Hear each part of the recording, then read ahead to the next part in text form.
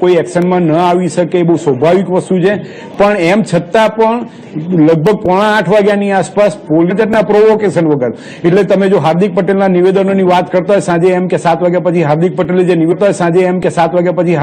જે નિવેદનો કર્યા હતા એ વધારે પ્રોવોકેટિવ હતા, તો હું એવું માનું છું કે જગન જે નિવેદનો કર્યા તે સૌથી વધારે પ્રોવોકેટિવ હતા અને એ જ વખતે એને અટકાયત કરી શકાય. વિકાસભાઈ, અહીંયા આપણે અટકાવવા માંગી જે રીતેના અહેવાલ મળી રહ્યા છે કે નીતિન પટેલ દ્વારા એ નિવેદન કરવામાં આવ્યું છે કે રાજ્ય સરકારે, જો કે મારા કહેવાથી સ્થિતિ શાંત નહીં થાય તેવું તેમનું કહેવું છે. તેમના ઘર પર કડીમાં હુમલો કરવામાં આવ્યો. TV9 સાથેની વાતચીતમાં તેમણે આ નિવેદન આપ્યું છે અને સરકાર એક રીતે કહી શકાય કે આ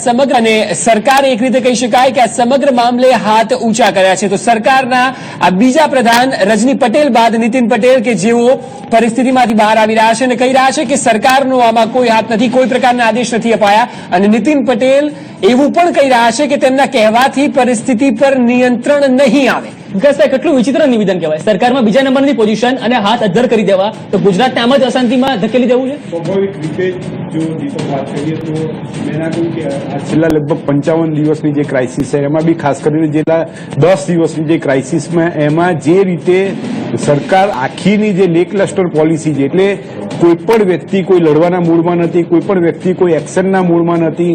આખી ક્રાઇસિસને કઈ રીતે ઉકેલવી છે, તમારે અનામતની માંગને તમારે સ્વીકારવી છે કે નથી સ્વીકારવી, એનો કોઈ જ ઉલ્લેખ નહોતો. એટલે તમે એવું કહી શકો કે સરકારમાં ક્યાંય આ મુદ્દાની છેલ્લા 1 સપ્તાહ દરમિયાન કોઈ ચર્ચા નથી થઈ અને દરેક મંત્રીઓ, તમે એવું કહી શકો કે રાજ્ય કક્ષાના નાયબ કક્ષાના તમામ મંત્રીઓ પોતપોતાની મસ્તીમાં મસ્ત હતા એવું તમે કહી શકો છો.